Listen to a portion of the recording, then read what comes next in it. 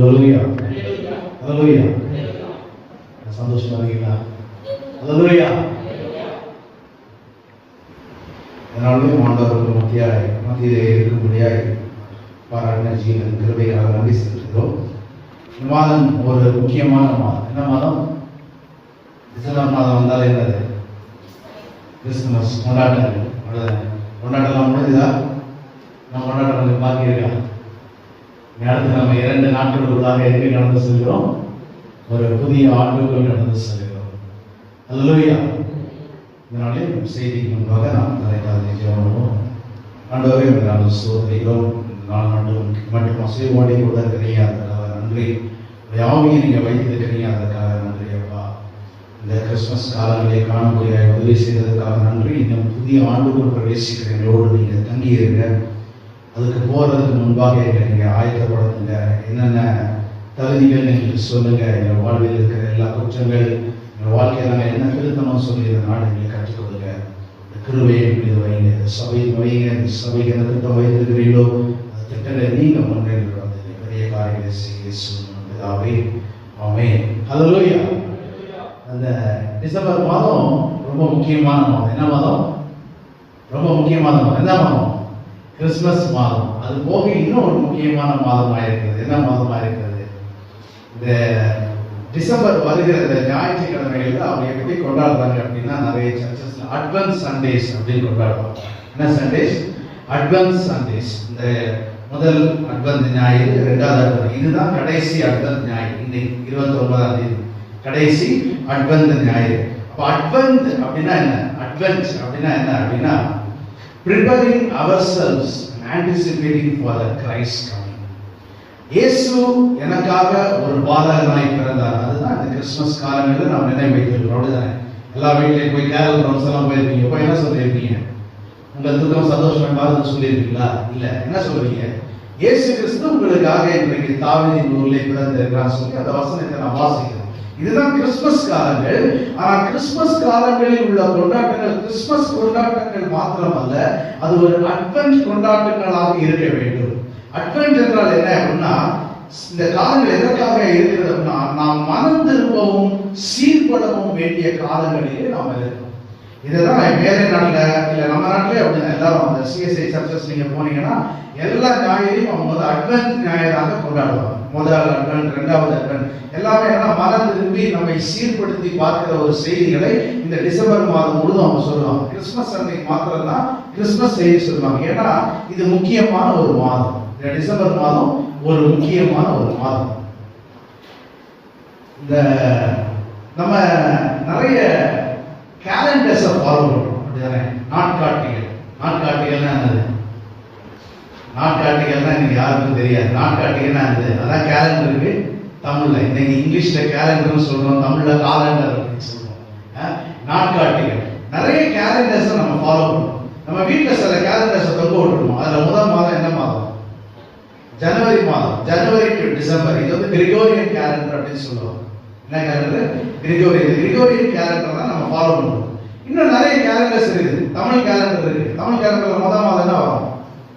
சித்திரை, வைகாசி, ஆனி. இந்த மாதிரி நிறைய கேலண்டர்ஸ். ஃபினான்ஷியல் கேலண்டர்ஸ் இருக்கு. அவங்க ஏப்ரல் இருந்து மார்ச் வரைக்கும் பண்ணுவாங்க. இந்த மாதிரி நிறைய கேலண்டர்.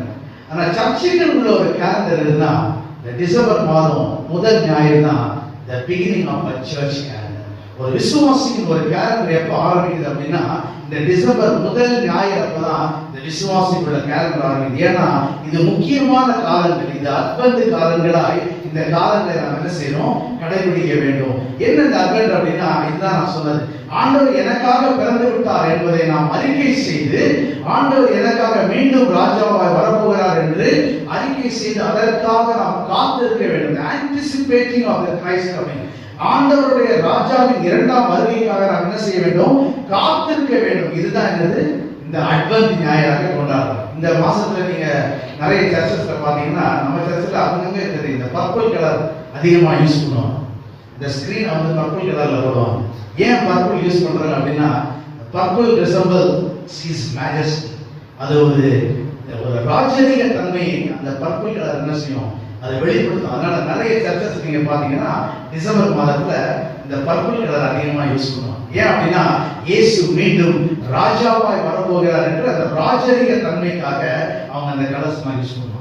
ஆனா இந்த நாட்கள்ல நாம ஏற்கனவே கிறிஸ்துமஸ் காலங்கள் கொண்டாடி இன்னும் நம்ம அதை கொண்டாடுறது கொஞ்சம் பேர் என்ன செய்யல, வெளியே வரல, இன்னும் அந்த கொண்டாட்டத்திலே இருக்கணும். அதனால இந்த நாளில் உங்களோடு கூட இந்த கிறிஸ்துமஸ் கலந்த ஒரு செய்தியையும் ஒரு ஆயத்தமான ஒரு செய்தியும் பகிர்ந்து கொள்ளும்படியா தேவன் கிருபை பாராட்டுவாங்க. நம்ம எல்லாருக்கும் பல நல்ல நியூஸும் வரும், பல கெட்ட நியூஸும் வரும், அப்படிதானே? எனக்கு ஒரு நல்ல நியூஸா இருக்கிறது, உங்களுக்கு நல்ல நியூஸா இருக்காது. உங்களுக்கு நல்ல செய்தியா இருக்கிறது, எனக்கு ஒரு வேளை கெட்ட செய்தியா, அப்படிதானே? நிறைய பேருக்கு எல்லாருக்கும் நல்ல செய்தி எதுவுமே கிடையாது. ஒவ்வொரு மனுஷருக்கும் ஒன்னொன்னு மாறும். நீ திடீர்னு மழை பெஞ்சிருக்கணும் சென்னையில, திடீர்னு லீவ் சொல்லுவாங்க, இன்று விடுமுறை, மழை காரணமாக விடுமுறை. பிள்ளைகளுக்கு ஒரே கொண்டாட்டமா இருக்கும், நல்ல செய்தி. டீச்சர்ஸ்க்கு ஒரே கொண்டாட்டமா இருக்கும். நான் வீட்டில் இருக்கிற பெற்றோர்களுக்கு எப்படி இருக்கும், அது கொஞ்சம் கெட்ட செய்தி, எப்படிதான் இவங்களை சிந்திக்கிறது அப்படின்னு சொல்லி. அந்த மாதிரி ஒவ்வொருத்தருக்கும் ஒரு செய்தி மாறுபடும். சிலவங்களுக்கு நல்ல செய்தியா இருக்கு, சிலவங்களுக்கு கெட்ட செய்தியா இருக்கு. ஆனால் இயேசு பிறந்த அந்த செய்தி அது எப்படிப்பட்ட செய்தியா இருந்தது எடுத்து வாசிங்க. லூக்கா எழுதின சுவிசேஷம் 2ஆம் அதிகாரம் 10ஆம் வசனம். இதோ எல்லா ஜனத்திற்கும் மிகுந்த சந்தோஷத்தை உண்டாகும் நற்செய்தியை உங்களுக்கு அறிவிக்கிறேன். இயேசு பிறப்பை கூறின அந்த தேவதூதன் சொல்கிறார், இதோ எல்லா ஜனத்திற்கும் மிகுந்த சந்தோஷத்தை உண்டாக்கும் ஒரு நற்செய்தி. இயேசுவின் பிறப்பு ஒரு பர்டிகுலரா ஒரு தேசத்துக்கோ இல்ல இஸ்ரவேல் தேசத்துக்கோ இல்ல யூதா கோத்திரத்துக்கோ மாத்திரம் நல்ல செய்தி இல்லை. இந்த தேவதூதன் சொல்றாங்க, இதோ எல்லா ஜனத்துக்கும் மிகுந்த சந்தோஷத்தை உண்டாக்கும் ஒரு நல்ல ஒரு செய்தி. அது என்ன செய்தி? இயேசு கிறிஸ்துவின் பிறப்பு.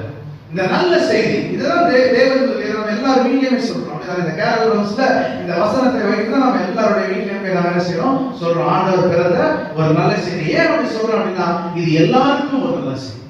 எனக்கு மட்டும் நல்ல செய்தி இல்லை, இது உங்களுக்கு மட்டும் நல்ல செய்தி இல்லை, இது அவருக்கு அது கெட்ட செய்தி. இந்த உலகத்தில் இருக்கிற எல்லா மனுஷருக்கும் ஒரு நல்ல செய்தி என்ன அப்படின்னா அது இயேசு பிறந்த செய்தி.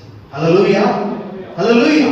அதனால இந்த தேவதூதன் தெளிவா சொல்ற எல்லா ஜனத்துக்கும், ஒரு தேசத்தாருக்கு மாத்திரமல்ல, இல்லை இந்த கோத்திரத்துக்கு மாத்திரம் இல்லை, இந்த மக்களுக்கு மாத்திரம் இல்லை, இந்த உலகத்தில் எல்லா ஜனத்துக்கும் ஒரு சந்தோஷமான ஒரு செய்தி, ஒரு நல்ல செய்தி. ஹல்லேலூயா. அதுதான் இயேசுவின் பிறப்பு. ஹல்லேலூயா. இந்த நல்ல செய்தி எல்லாரும் அறிந்திருக்கணும், அப்படிதான். நீங்க உட்கார்ந்து எல்லாரும் இந்த நல்ல செய்தி தெரிஞ்சிருக்கு. தெரியாம யாராவது இருக்கீங்களா? இந்த இயேசு பிறந்ததே எனக்கு தெரியாது, இந்த நல்ல செய்தியை இதுவரைக்கும் நான் கேள்விப்பட்டதில்லை, யாராவது சொல்றீங்களா? இல்ல. சின்ன பிள்ளைகள் முதல் கொண்டு இயேசு பிறந்துட்டாரு அப்படின்னு சொல்லி என்ன செய்யும் தெரியும். ஏன்னா நம்ம கிறிஸ்துமஸ் நாட்கள்ல இந்த கூடுதல் இந்த மாதிரி காரியங்களை நம்ம என்ன செய்யறோம், பிள்ளைகளுக்கு அதை நம்ம சொல்லிருக்கோம். அப்ப இப்படி ஒரு நல்ல செய்தி அறிந்த நாம், இந்த நல்ல செய்தி அறிந்த நாம், இந்த செய்தி நம்முடைய வாழ்க்கையில என்னென்ன நன்மைகளை செய்திருக்கிறது, இதைதான் நம்ம இந்த நாள்ல ஆராய்கிறோம். நல்ல செய்தி நமக்கு தெரியுது, இயேசு பிறந்த ஒரு நல்ல செய்தி எல்லா மனுஷருக்கும் ஒரு நல்ல செய்தி தான். இந்த நல்ல செய்தி அறிந்த எனக்கு இந்த நல்ல செய்தி என்ன நன்மையை கொண்டு வருது? What goodness I have received from this good news. இந்த நல்ல செய்தியிலிருந்து நான் அடைந்த நன்மை என்னவா இருக்கிறது? இதனால நீங்க கொஞ்சம் யோசித்து பார்க்க வேண்டும். இந்த வருஷத்துல கடைசி நாட்கள்ல வந்திருக்கணும், இவ்வளவு வருஷம் நம்ம கிறிஸ்துமஸ் கொண்டாடுறோம், இவ்வளவு வருஷம் இந்த நல்ல செய்தியை அறிந்திருக்கிறோம். இந்த நல்ல செய்தி என் வாழ்க்கையில என்ன நன்மையை கொண்டு வந்திருக்கிறது, இன்னும் இது என்ன நன்மையை கொண்டு வரும்? இதுல முதலாவது நாம் தியானிக்க வேண்டிய இந்த நல்ல செய்தி என்ன வாழ்க்கை, என்ன ஒரு செய்தியா இருக்கிறது அப்படின்னா, முதலாவது this is a life changing news. உன் வாழ்வை மாற்றுகின்ற ஒரு செய்தி, இதுதான் நல்ல செய்தி. ஹல்லேலூயா. இந்த நல்ல செய்தி எப்படிப்பட்ட ஒரு செய்தியா இருக்கிறதுனா, உன் வாழ்வை மாற்றுகின்ற ஒரு நல்ல செய்தியா இருக்கு. இந்த செய்தியை அறிந்த நாம் நம்முடைய வாழ்க்கையை கொஞ்சம் சீர்தூக்கி பார்க்கணும். என் வாழ்க்கை இன்னைக்கு எவ்வளவோ வருஷம் ரட்சிக்கப்பட்டு 50 வருஷம் ஆயிடுச்சு, 60 வருஷம் ஆயிடுச்சு, இந்த நல்ல செய்தியை பரபரப்பா நான் கேட்டிருக்கேன் அப்படின்னா, இன்னைக்கு உன் வாழ்க்கையுடைய நிலை என்ன? உன் வாழ்வு மாறி இருக்கிறது. இன்னைக்கு ஒரு நிமிஷம் நீங்க நினைச்சு பாருங்க, இயேசு இல்லாத வாழ்க்கையா இருந்ததுன்னா இன்னைக்கு எப்படி இருந்திருக்கும் நீங்க நினைச்சு பாருங்க. Life without Jesus. நீங்க நாங்க உட்கார்ந்துப்போமா? பாவத்திலிருந்து மீட்பு பெற்றிருப்போமா? இல்ல. ரட்சிக்கப்பட்ட அனுபவத்தை பெற்றிருப்போமா? இல்ல.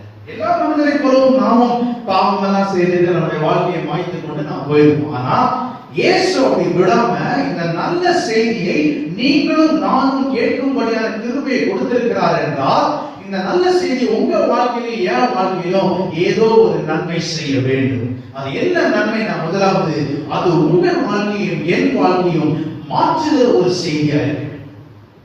ரோமர் எழுதுகிற நிருபத்தில் பவுல் சொல்லுகிறார், ரோமர் 3:23 எல்லாரும் தேவ மகிமை அற்றவர்களாகி அப்படின்னு சொல்றாரு. எல்லாரும் பாவம் செய்தோம், எல்லாரும் பாவம் செய்தோம். பாவத்தின் சம்பளம் மரணம். அந்த மரணத்தை நாம சம்பாதிச்சாச்சு. அப்படிதானே? ஆதாமை ஆண்டவர் உண்டாக்கும் பொழுது அவர் மரணத்தை உண்டாக்கவில்லை.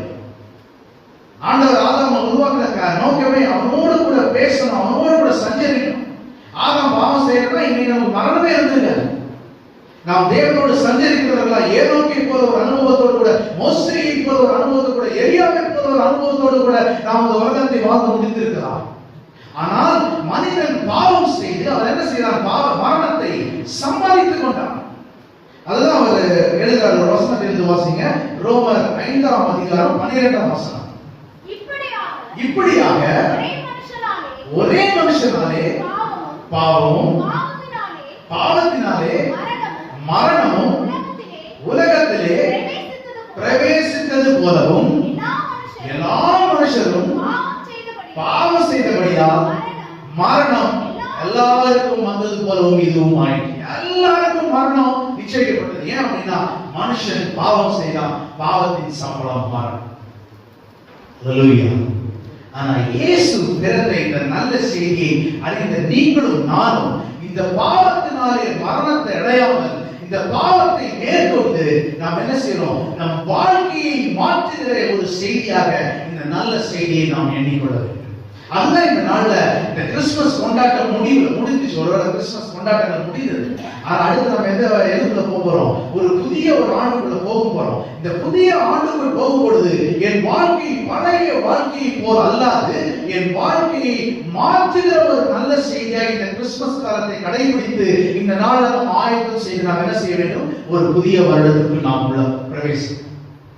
இதுதான் இந்த நல்ல செய்தி. இந்த நாள்ல நம் வாழ்க்கையில செய்கிற முதலாவது ஒரு நன்மையாக இருக்கிறது. ஹல்லேலூயா.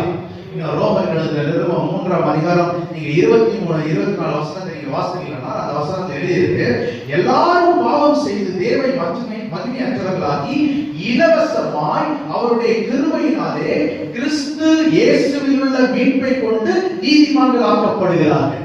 அப்ப இயேசு பிறந்த இந்த நல்ல செய்தி என் வாழ்க்கையில் என்ன நன்மை செய்திருக்கிறது என்று நீங்க எண்ணி பார்க்கலாம். முதலாவது, அது என் வாழ்க்கையை மாற்றுகிற ஒரு செய்தியாக. இன்னும் என் வாழ்க்கை பாவத்திலே தான் இருக்குது, இன்னும் நான் மாறல அப்படின்னா இன்னும் அந்த நல்ல செய்தி உங்களுக்குள்ள இன்னும் அறிந்திருக்கிறீர்கள், அது இன்னும் உங்க வாழ்க்கையில எந்த ஒரு நன்மையும் செய்யும். எவ்வளவோ கிறிஸ்துமஸ் நம்ம கொண்டாடுறோம். இந்த கிறிஸ்துமஸை கொண்டாடி முடிச்சிட்டோம்.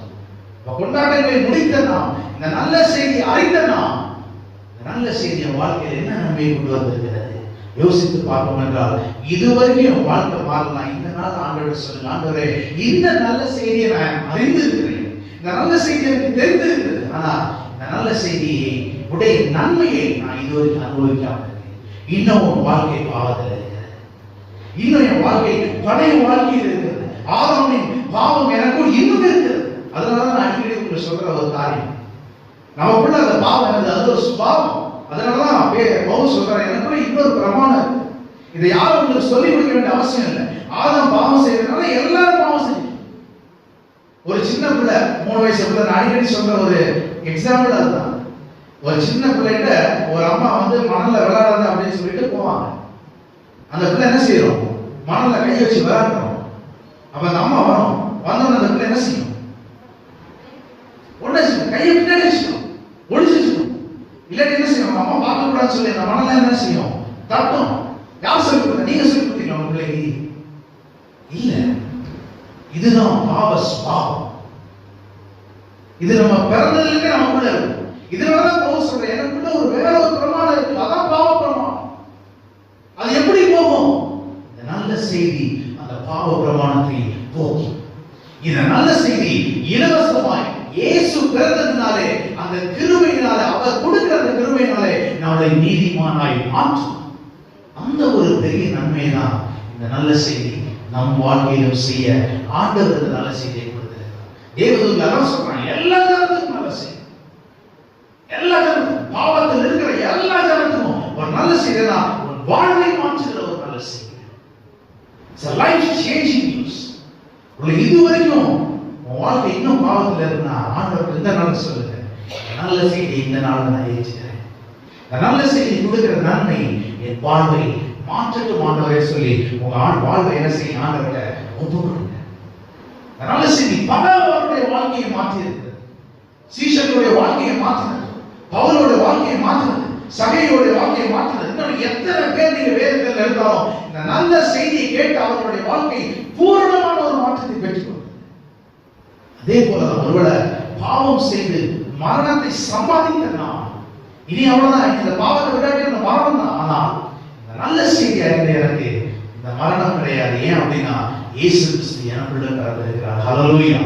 அவர் கொடுக்கிற இந்த நல்ல செய்தி என் வாழ்க்கையை மாற்ற போகிறது. ஹல்லேலூயா, ஹல்லேலூயா. ரோமர் எழுதின நிருபம் 8ஆம் அதிகாரம் 15ஆம் வசனத்தை வாசிக்கும் பொழுது அதுதான் பவுல் அந்த இடத்துல திருப்பி ஒரு தடவை சொல்றாரு. 8:15 வாசிங்க.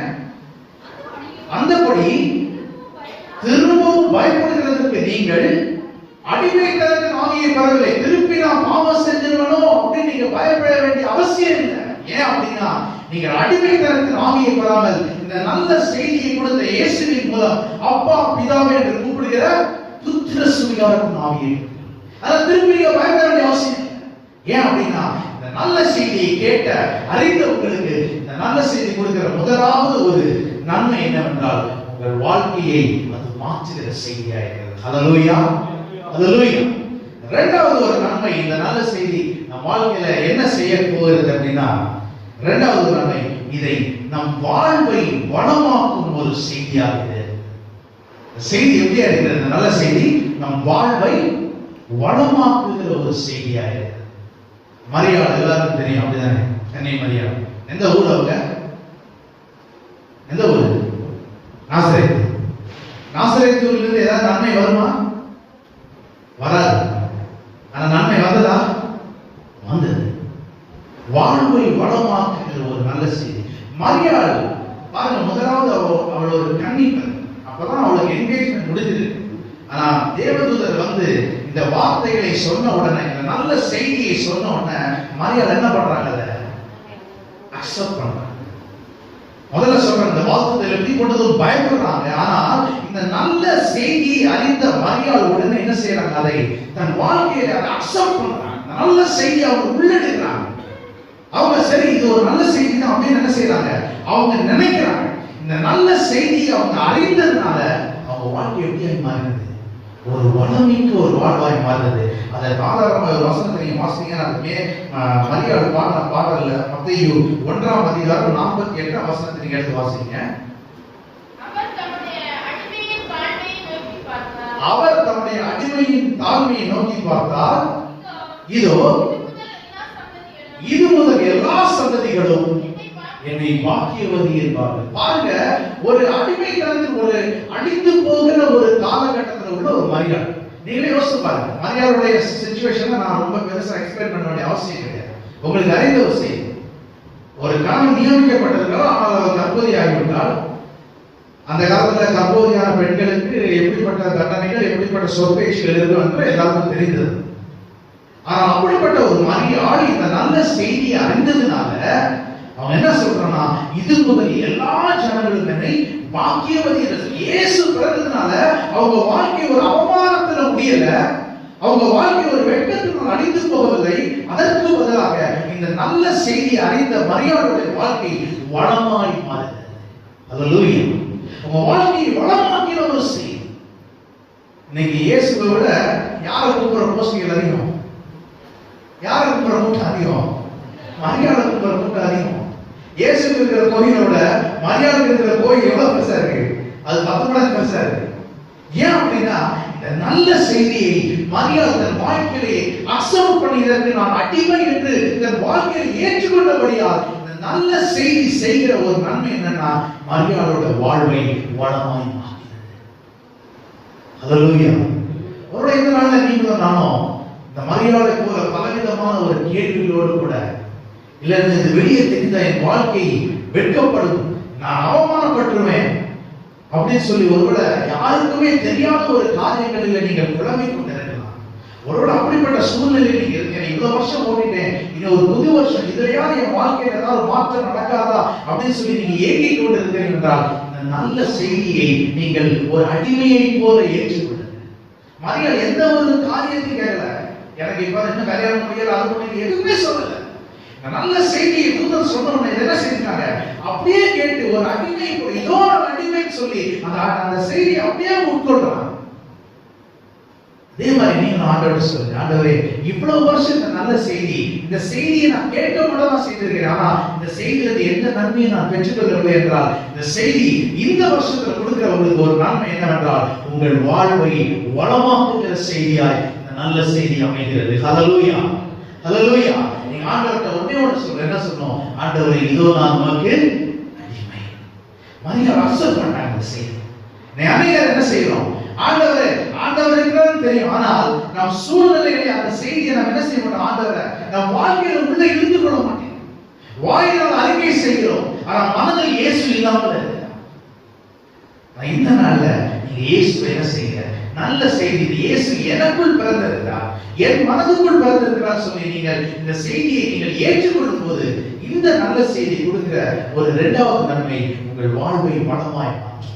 இதுவரைக்கும் வாழ்க்கையில வளரல, இதுவரைக்கும் பிரச்சனைகள் தான், இதுவரைக்கும் மரணதரமா இருக்குது என் வாழ்க்கை அப்படின்னா இந்த நாள்ல இந்த நல்ல செய்தியை நீங்கள் ஏற்றுக்கொள்வீர்களானால் இனி வரப்போகிற வருஷம் உங்க வாழ்க்கையை வளமாக்குகிற ஒரு செய்தியாய் இந்த செய்தி உங்க வாழ்க்கையை மாற்றப் போகிறது. ஹல்லேலூயா, ஹல்லேலூயா. ஆண்டவர் செய்தார், மரியாதை செய்தார், இன்னும் செய்து கொண்டிருக்கிறார். ஆசீர்வாதத்தை இன்னும் நம்ம பார்க்கிறோம். உங்க வாழ்க்கை வளமாய் மாறுது. சீஷர்களோட எல்லாரோட வாழ்க்கையும் வளமாய் மாறுது. யாரும் ஆண்டவரை நம்பி வந்து வெட்கப்பட்டு போகல, அவமானத்தினால வெளியே போகல. ஏன் அப்படின்னா இந்த நல்ல செய்தியை அவர்கள் ஏற்றுக்கொண்டார்கள்.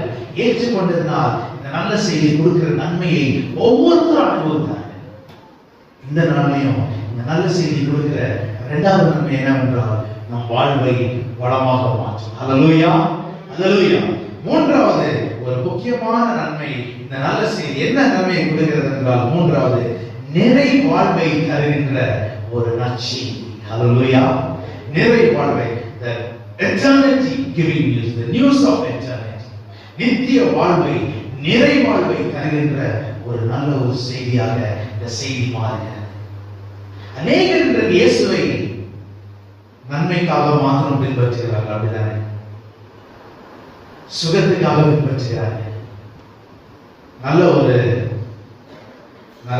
நல்ல ஒரு பிரசங்கம் வந்து இன்டர்நெட்ல போயிட்டு இருக்கும், நல்ல ஒரு ஆவிக்குரிய ஒரு செய்தி போயிட்டு இருக்கும், அதுக்கு கீழே லைவ் சாட்ஸ் போயிட்டு இருக்கும். என்ன சாட் போகும், நிறைய பேருடைய சாட் என்னவா இருக்கும், பிரதர் எனக்காக ஜெபம் பண்ணிக்கோங்க, எனக்கு காய்ச்சல் இருக்கு ஜெபம் பண்ணிக்கோங்க, என் பிள்ளைக்கு உடம்பு சரியில்லை ஜெபம் பண்ணிக்கோங்க. இந்த மாதிரி செய்திகளை நம்ம நிறைய என்ன செய்யலாம், பார்த்துக்கிட்டே இருக்கலாம். இல்லைன்னு சொல்லவே இல்லை, ஆண்டவர் சோதனை. ஆனால் இம்மைக்காக மாத்திரம் நாம் இயேசுவை என்ன செய்கிறவர்களாக இருக்கக்கூடாது, பின்பற்றுகிறவர்களாக இருக்கக்கூடாது. ஒரு வசனத்தை வாசிக்கும், 1 கொரிந்தியர் 15ஆம் அதிகாரம் 19ஆம் வசனம். எல்லாருக்கும் தெரிந்த ஒரு வசனம், 1 கொரிந்தியர் 15:19.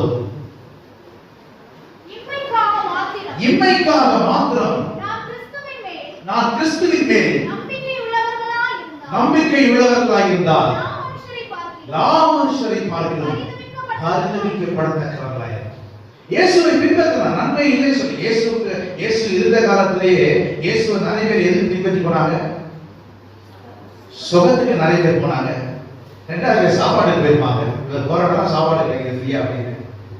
மூணாவது பேர் நிறைய நன்மை வருது, அதுக்காக என்ன செஞ்சிருப்பாங்க, மெயினா சுகத்துக்காக போகணும்.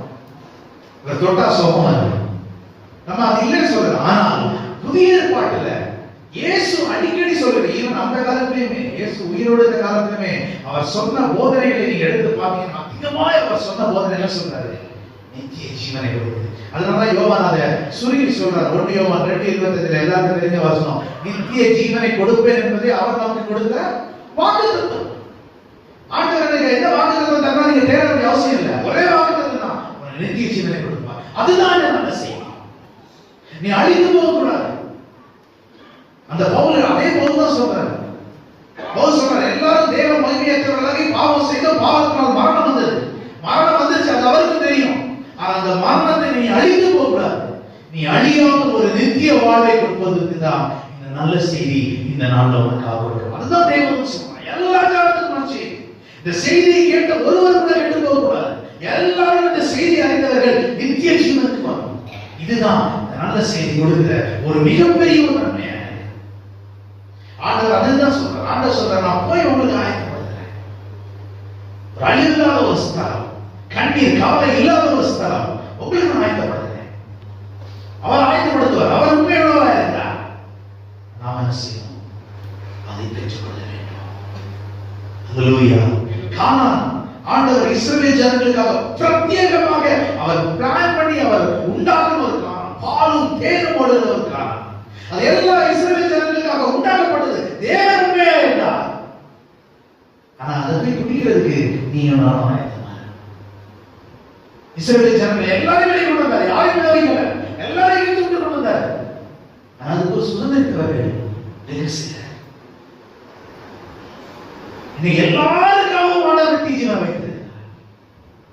நல்ல செய்தியை அவர் வைத்திருக்கிற ஒரு பெரிய நன்மை தான். நல்ல செய்தி அறிந்த நீ நித்திய ஜீவனுக்குள் பிரவேசிக்க வேண்டும். அதுதான் முதலாவது நம்முடைய வாழ்க்கை மாற வேண்டும். அது நீங்களும் நாம ஆயத்தப்பட வேண்டும். ஆயத்தம் ரொம்ப ரொம்ப முக்கியம். இன்னைக்கு பிசாசு பயங்கரமா வச்சிருக்கிறது. ஏன் அப்படின்னா கடைசி நாட்கள் நெருங்கி கொண்டிருக்கிறது. நித்திய ஜீவனுக்கு கவுண்டர் போயிடக்கூடாது அப்படின்னு சொல்லி பிசாசு பயங்கர கர்ஜிக்கிற சிங்கம் மாதிரி இருக்கான். அது நீங்களும் நான் அடிமையாக இருக்கிறேன். யங்ஸ்டர்ஸ் என்ன செய்யலாம்? இச்சைன்னா ஒரு பெரிய வலைக்குள்ள என்ன செய்யலாம்? இழுத்து வச்சிருக்கான். ஒரு சின்ன ஒரு மெசேஜ் சாட்ல ஆரம்பிக்கலாம். ஆனா நம்ம லைன் என்ன செய்யுது? அப்படியே மாறி ரயில்வே லைன் மாதிரி தான் ட்ராக். யாருக்கும் தெரியாது. திரும்பல நினைச்சிட்டே இருப்போம். ட்ராக் திரும்பிடும். ஒரு சின்ன ஒரு சாட்ல ஆரம்பிச்சு நித்திய ஜீவனை சுதந்திரிக்க வேண்டும் என்றால் அது உங்களுக்காக ஆயத்தப்படுத்தி வைத்திருக்கிறார். அது ஆயத்தப்படுத்தி அவன் இந்த தேவதூதன் சொல்றார். எல்லாரும் நான் செய்திப்பான். இந்த செய்தியை கேட்ட எல்லாரும் நித்திய ஜீவன் அவர் ஆயத்தப்படுத்தி இருக்கிறார். அவர் உண்மை உள்ள தேவன். ஆனால் நீங்களும் நாம் அதை என்ன செய்யணும்? சுதந்திரித்துக் கொள்ள வேண்டும். நாம் ஆயத்தப்பட வேண்டும். நம் வாழ்வை மாற்றுகிற ஒரு செய்தியை இந்த நாளில் நீங்களும் நான் அசம் பண்ணணும். என் வாழ்க்கையில இந்த நல்ல செய்தி அறிந்த எனக்கு அது என்ன நன்மை கொடுக்குது? வாழ்க்கையை முதலாவது மாற்றணும். எதற்காக மாற்றணும்? ஒரு வாழ்க்கையில வளம் வர ஒரு வாழ்க்கையை மாற வேண்டும். இரண்டாவது, ஆண்டவர் உனக்கென்று வைத்திருக்கிற ஒரு நித்திய வாழ்வுக்குள் நீங்களும் நாம் சொல்லுங்க. அதுதான் அவர் கொடுக்கிற ஒரு மிகப்பெரிய ஒரு நன்மை. அதற்காகத்தான் இந்த நாட்களை அட்வென்ட் நாட்களாக நாம் செய்யணும். இதுதான் கடைசி நேரம். அதனால நான் எடுத்த பாட்டு எல்லாமே ஒரு வருகையை குறித்த ஒரு பாடல்களை நான் எடுத்தேன். ஏன் அப்படின்னா நீங்க அதற்காக தான் anticipating the Lord's coming. எப்ப வந்தாலும் தெரியாது. அதற்காக நாம் காத்திருக்க வேண்டும். காத்திருக்கிறவர்கள் மாத்திரமல்ல, 10 கன்னிகைகளும் காத்திருந்தார்கள். ஆனால் ஆயத்தமாயிருந்தவர்கள் 5 பேர் தான். அவங்க தான் உள்ள போவாங்க. மணவாளன் வீடு திறந்துதான் இருந்துச்சு. எல்லாரும் தான் கூப்பிட்டாரு. ஆனா ஆயத்தம் இல்லை. இன்னைக்கு இந்த நல்ல செய்தி கேட்ட எல்லாருக்காகவும் அவர் நித்திய ஜீவனை திறந்து வைத்திருக்கிறார். அவர் ஆயத்தப்படுத்திட்டார். அதை சுதந்திரிக்க நீங்களும் நான் ஆயத்தமாகும். அதுக்கு முக்கியமான முதலாவது காரியம் உங்க வாழ்க்கையும் என் வாழ்க்கையும் மாற வேண்டும். ஆண்டவர் ரொம்ப அழுத்தத்தோடு அதான் சொல்றார். மத்திய எழுதின சுவிசேஷம் 18 அதிகாரம் 8ஆம் வசனத்திலிருந்து 10ஆம் வசனத்தை நீங்க வாசிக்கும் பொழுது அவர் சொல்றாரு, உனக்கு கண் இடத்துல இருந்தது குடுக்கி போடு. எப்படியாவது நித்தியம் குருடன கூட நித்தியம் போடு. உன் கை உனக்கு இடத்துல இருந்தது தைத்து போடு. எப்படியாவது வேணும். அவ்வளவு தூரம் ஒரு முக்கியத்துவம் கொடுத்தார். ஏன்னா அந்த வாழ்க்கையை அவர் சிந்தனைக்க நாம் ஆயத்தமா இருக்கணும். நாம் ஆயத்தமா இருந்தா ஆண்டவர் உணர்ந்து கொடுத்துருக்கார். அல்லேலூயா, அல்லேலூயா. இந்த நேரத்து எங்க அம்மாவுடைய மூத்த அண்ணன் எங்க மாமா இறந்துட்டார். எனக்கு தெரிந்து அவருடைய வாழ்க்கை என்னன்னா ரொம்ப பெரிய பரிசுத்தமான வாழ்க்கையெல்லாம் கிடையாது. அவங்களுக்கு மொத்தம் 3 அண்ணன் 3 மாமா. அதுல 2வது மாமா தான் நல்ல ஒரு வாழ்க்கை. அவர் நிறைய மீட்டிங்ஸ் தான் போவார். அப்படிப்பட்ட ஒரு வாழ்க்கை. ஆனா இவர் பெரிய ஒரு வாழ்க்கையெல்லாம் கிடையாது. ஆனா என்னன்னா 24 மணி நேரம் அவர் என்ன சொல்லுவார்னா இயேசுவே இயேசுன்னு சொல்லி அவர் வாய்ப்பு கேட்டா அவனே வரும்.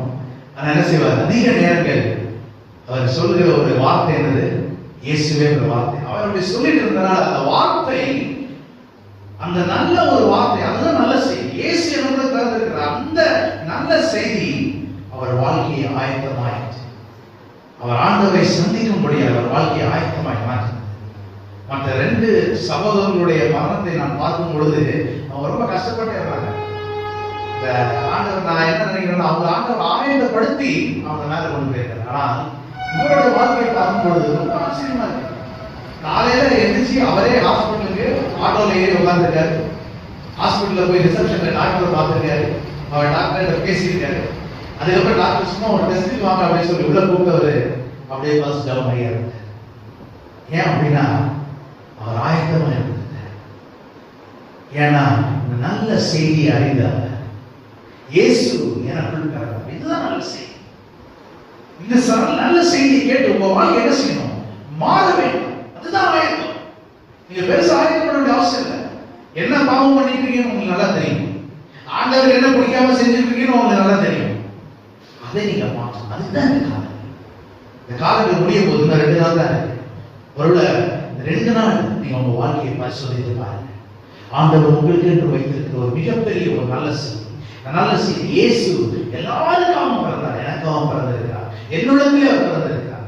இந்த நல்ல செய்தி கொடுக்கிற முதலாவது நன்மை என் வாழ்க்கையை மாற்றுகிற ஒரு செய்தியாக, பாவம் செய்த என் வாழ்க்கையை மாற்றுகிற ஒரு செய்தியாக, 2வது என் வாழ்க்கையை வளமாக்குகிற ஒரு செய்தி. இதுவரைக்கும் உங்க வாழ்க்கை ஒருவேளை ஒரு டெசர்ட் மாதிரி இருந்திருக்கலாம், வனாந்தரமா இருந்திருக்கலாம். என் வாழ்க்கையில இதுவரைக்கும் எந்த வளமும் இல்லை, எந்த ஒரு செழிப்பும் எனக்குள்ள இல்லை. ஆனா இந்த நல்ல செய்தி மரியாள் எப்படி ஒரு அடிமையா ஏற்றுக்கொண்டார்களோ, நீங்களும் ஒரு அடிமையா இந்த செய்தி இந்த நாள் ஏற்றுக்கொள்ளும் போது வரப்போகிற வருடத்துல உங்க வாழ்க்கையை வளமாக்குற ஒரு செய்தியா இந்த செய்தி மாறப்போகிறது. 3வது நிறை வாழ்வை தருகின்ற ஒரு செய்தி, நித்திய வாழ்க்கையை கொடுக்கிற ஒரு செய்தி. இன்மைக்காக மாத்திரம் நான் தேவனை எல்லாம் கொடுப்பார். அதான் சொல்ற, முதலாவது தேவனுடைய ராஜ்யத்தையும் அவருடைய நீதியும் தேடி எல்லாரும் கொடுப்பார். உனக்கு வேற எல்லாத்தையும் கொடுப்பார். முக்கியமானது நித்திய ஜீவனை சுதந்திரித்துக் கொள்வதற்கு நாம் ஆயத்தமாக இருக்க வேண்டும். ஹல்லேலூயா, ஹல்லேலூயா. 4வது ஒரே ஒரு காரியம், நல்ல செய்தி அறிந்த நாம் என்ன செய்ய வேண்டும், இந்த நல்ல செய்தி பலருக்கு சொல்ல வேண்டும். காஸ்பல், காஸ்பலை பிரிச்சு பார்த்து என்ன செய்யணும், கோ அண்ட் ஸ்பெல், சென்று சொல். என்ன சொல்ல, இந்த நல்ல செய்தி. இயேசு எனக்குள்ள பிறந்து இவ்வளவு நன்மை என் வாழ்க்கையை செய்திருக்கிறார்ப்பா. என் வாழ்க்கை மாறி இருக்கு, என் வாழ்க்கை வளமா இருக்கு, நான் நித்திய ஜீவனை சுதந்திரமே என்று எனக்கு நம்பிக்கை இருக்கு. இந்த 3 நன்மைகளை பெற்றுக்கொண்ட நான் இந்த நல்ல செய்தியை உனக்கு சொல்றேன், நீ பெற்றுக்கொள். ஹல்லேலூயா. ஆண்டவர் இது ஒரு முக்கியமான கட்டளையை நமக்கு சொல்றார். ஒரு வசனத்துல மார்க் 16:15 அவர் சொல்றாரு. இந்த சுவிசேஷத்தை பத்தி நீங்க எடுத்து வாசித்தீங்கன்னா ஒரு அழகான ஒரு வசனம். மார்க் 16:15. பின்பு அவர் அவரை நோக்கி, நீங்கள் உலகமெங்கும் போய் சர்வ சிருஷ்டிக்கும், என்ன சொல்றாரு, சர்வ சிருஷ்டிக்கும் எல்லாத்துக்கும் பிரசங்கி. இயேசுவை விலங்குக்கு பிரசங்கி, மரத்துக்கு பிரசங்கி, எல்லாத்துக்கும் பிரசங்கி, பார்க்கிற எல்லாருமே நல்ல செய்தி சொல்லு. இதுவரைக்கும் யாருமே சொல்லல. இந்த நாள் ஒரு முடிவெடுங்க. 2025ஆம் ஆண்டு இந்த நன்மை, ஒருவேளை இவ்வளவு இந்த 3 நன்மைகள் 2 நன்மையா நான் பெற்றுக்கொண்டேன். என் வாழ்க்கை மாறி இருக்கு, என் வாழ்க்கையில வளம் வந்திருக்கு, பரவாயில்ல. இந்த 2 நன்மையை பெற்றுக்கொண்டனா இந்த நல்ல செய்தியை பிறருக்கும் சொல்ல வேண்டும். ஹல்லேலூயா. பிறருக்கும் சொல்றார். அதனால பவுல் சொல்றார், இது என் பேர் உள்ள கடமையா இருக்குது. 1 கொரிந்தியர் 9:16 வசனத்திற்கு வாசிங்க. 1 கொரிந்தியர் 9:16.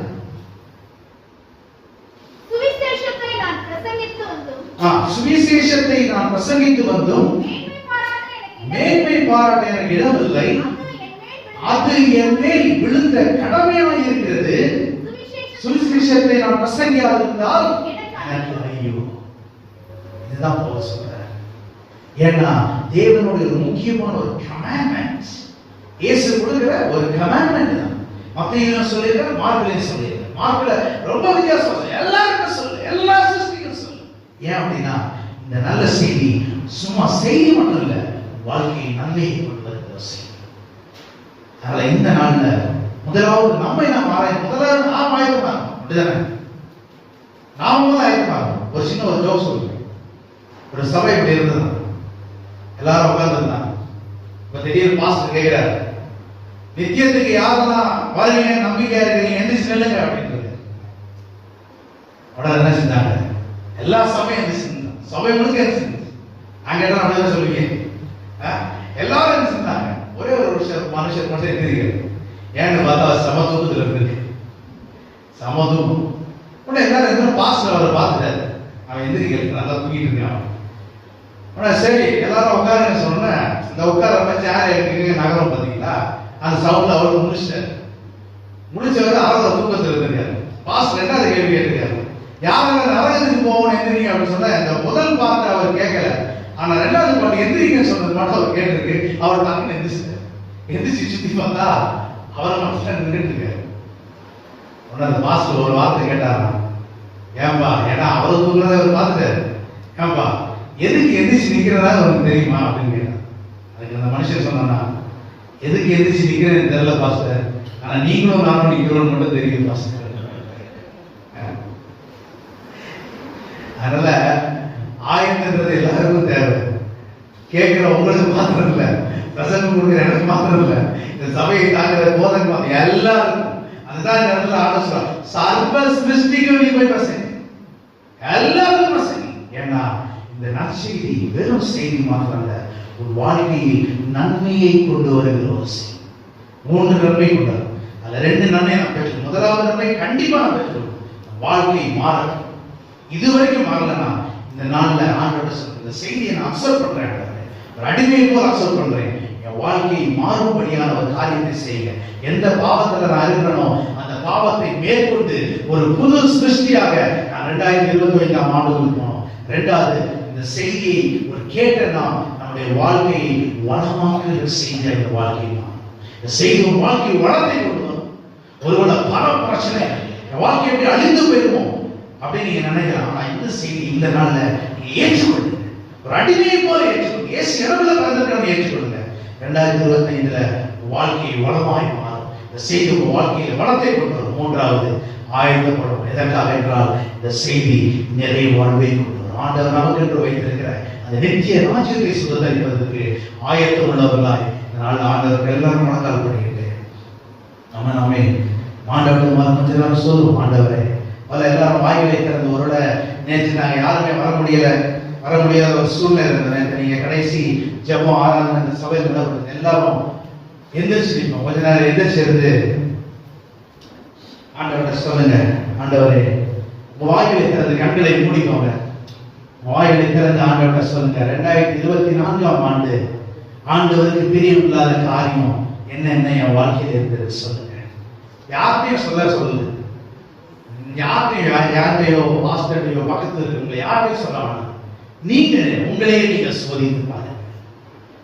உங்க வாழ்க்கையை நீங்க சோதிச்சு பாருங்க. என்ன பாவம் நான் பண்ணியிருக்கேன், ஆண்டவருக்கு பிரியம் இல்லாத எந்த காரியத்தை நான் பண்ணியிருக்கேன், எந்த காரியத்துல நான் அடிமையா இருக்கேன். கலாத்தியர் 5ஆம் அதிகாரம் 19 21 வசனம் வரைக்கும் அங்க பவுல் சொல்றார், அந்த இச்சை நாவில் அந்த உலக அந்த பாவங்களை அவர் சுட்டி காட்டுறார்.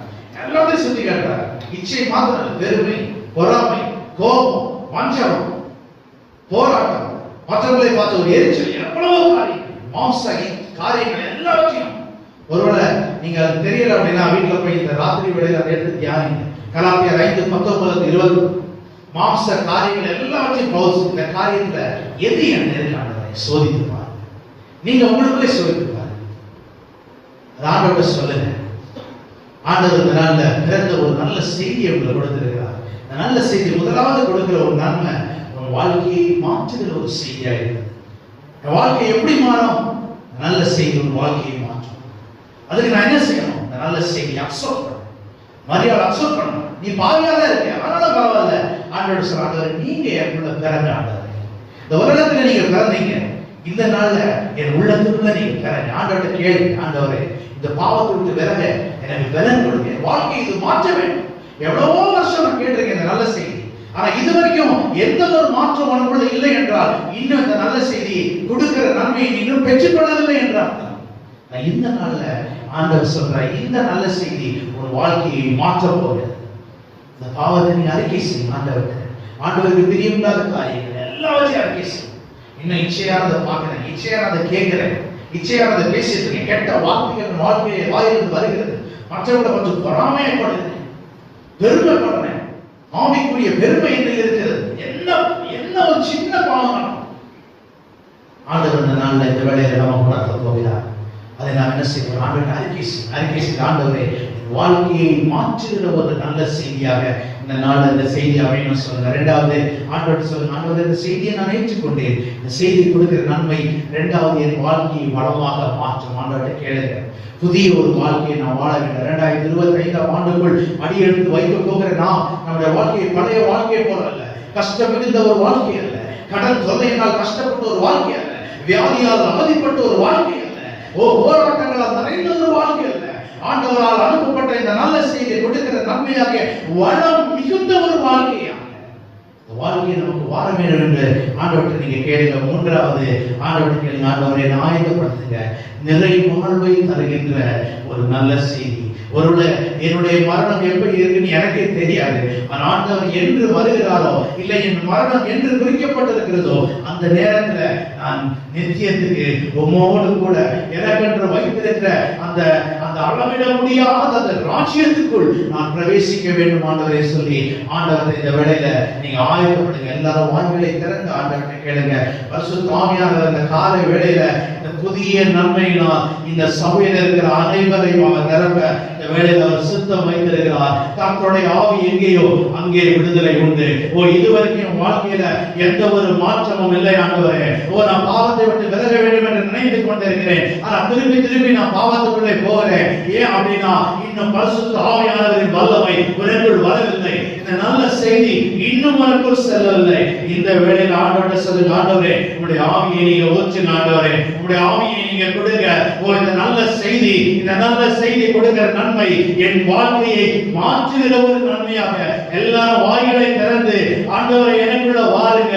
இந்த கடைசி நாள்ல இந்த 24ஆம் வருஷத்துல கடைசி ஞாயிற்றுக்கிழமை, கடைசி அற்பந்த ஞாயிற்றுக்கிழமையில உம்மை ஆராதித்துக் கொண்டிருக்கிறேன் ஆண்டவரே.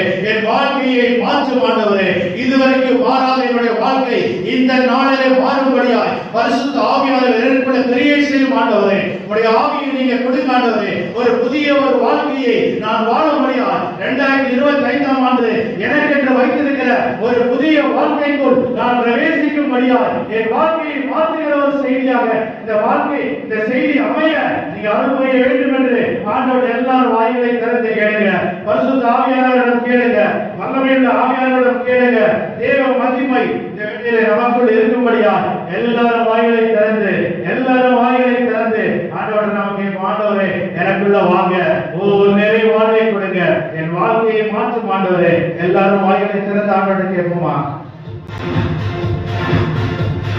கத்தருக்கு காத்திருந்து கழுகுக்குள் நடைத்து செட்டைகளை அடித்து உயரே எழுந்திடுவார். கத்தருக்கு காத்திருந்து கழுகுக்குள் நடைத்து செட்டைகளை அடித்து உயரே எழுந்திடுவார்.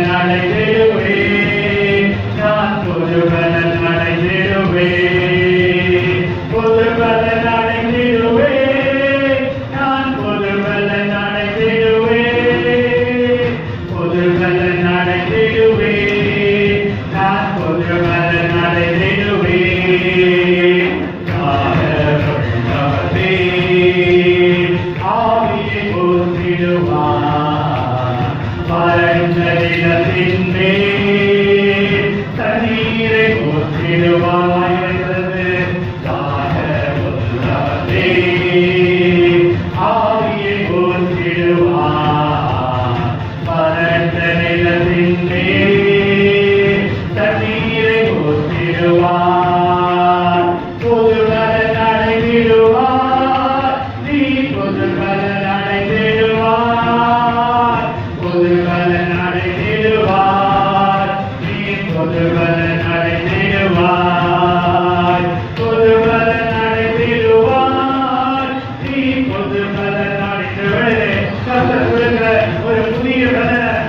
2024ஆம் ஆண்டுல தேவன் கொடுக்கிற ஒரு புதிய பலன், ஒரு புதிய ஒரு நன்மை, ஒரு வாழ்வை மாற்றுகிற ஒரு நன்மை, ஒரு வாழ்வை வளமாக்குகிற ஒரு நன்மை, உனக்கென்று நித்தியத்தை ஆயத்தமாய் வைத்திருக்கிற ஒரு நன்மை. இந்த வேளையிலே அதை கொடுக்க முடியாது. பரிசுத்த ஆவியானவர் ஒரு வாழ்க்கையில கிரியை செய்ய முடியாது. இந்த வேளையில ஒப்புக்கொடு. ஆண்டவரே, என் வாழ்க்கையை ஒப்புக்கொள்கிறேன். மரியாதை ஒப்புக்கொடுத்ததை போல, ஒரு அடிமையை போல, ஒரு அடிமையை போல அதை ஏற்றுக்கொள். ஆண்டவரே, நீர் கொடுக்கிற அந்த நல்ல நன்மையை என் வாழ்க்கையை நான் ஏற்றுக் கொள்கிறேன். என்னை நீங்க பரிசுத்தப்படுத்தி என் வாழ்க்கையை மாற்றி 2025ஆம் ஆண்டு என் வாழ்க்கையில் ஒரு வளத்தை கொடுத்து நீர் தருகிற அந்த நித்திய ஜீவனான நீர் தருகிற அந்த நித்திய வாழ்க்கையினால் என் வாழ்க்கையை மாற்றும் ஆண்டவரே. ஹல்லேலூயா. Thank you master. நீங்க இறங்கி இருப்பதற்காக நன்றி செலுத்துகிறோம் அப்பா. நீங்க கொடுக்கிற இந்த நல்ல செய்தி, அது தருகிற நன்மையை நாங்கள் ஏற்றுக்கொள்கிறோம். நல்ல செய்தியை நாம் ஏற்றுக்கொள்கிறோம். ஒரு புது சிருஷ்டியாய் மாற்றுங்கப்பா. 2025ஆம் ஆண்டுக்குள் பிரவேசிக்கிற எனக்கு இந்த செய்தி ஒரு வாழ்க்கையை நன்மையாக்குகிற செய்தியாய், என் வாழ்க்கையை மாற்றுகிற ஒரு செய்தியாய் எனக்குள்ளது கிரியை செய்ய என்னை நான் அடிமையாய் ஒப்புக்கொடுக்கிறேன். ஆண்டவரே, முழுவதுமாய் ஏற்று வழி நடத்தும் இயேசுவின் மூலம் பிதாவே, ஆமென். 1ஆம் தேதி புது வருஷம் அப்படின்னாலே புது வருஷத்துல காணிக்கை சேகரிக்கிற நாள். ஆயத்தமாக வரும்படியா கேட்டுக்கொள்கிறேன். கண்களை முடிச்சு வைப்போம். நல்ல ஆண்டவரே, உங்கள் சுதந்திரம் இந்த விசேஷித்த மாதத்திற்காக நன்றி. ஆண்டவரை செய்தியை ஆண்டவரை நாங்கள் கேள்விப்படுகிற ஒரு மாதமாய் எங்களுக்கு நீர் வைத்திருப்பதற்காக சுத்தரிக்கிறோம். இந்த நல்ல செய்தி எங்கள் வாழ்வை மாற்ற உதவி செய்ய, இந்த நல்ல செய்தி எங்கள் வாழ்வை வளமாக்க உதவி செய்ய, இந்த நல்ல செய்தி எல்லாவற்றையும் நிரந்தரமாக்கி தர உதவி செய்ய ஆண்டவர், நாங்கள் இந்த நற்செய்தியை நாங்கள் மற்றவர்களுக்கு சொல்ல ஆண்டவர் எங்களுக்கு பலன கிருபைய கர்த்தர் தந்து நடத்துங்க சாமி. நன்றி தகப்பனே, உமக்கு ஸ்தோத்திரம் அப்பா.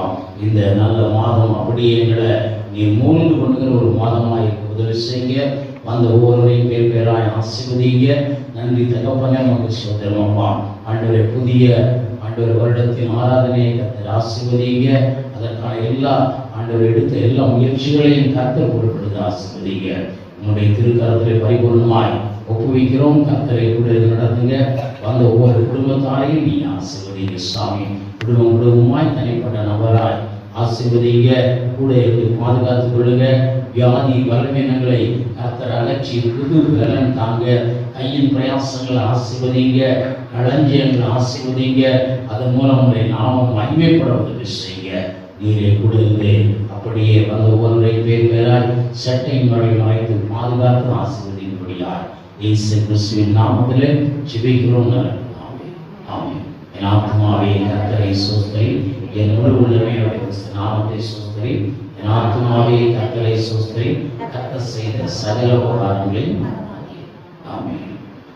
நம்முடைய கர்த்தராகிய இயேசு கிறிஸ்துவின் கிருபையும் பிதாவாகிய தேவனுடைய பரிசுத்த ஆவியின் அன்பின் ஐக்கியம் சமாதானம் சந்தோஷம் நம்ம நேரோடு கூட இன்றும் என்றும் சதா காலம் உண்டாயிருப்பதாக. ஆமென். ஹல்லேலூயா, ஹல்லேலூயா, ஹல்லேலூயா.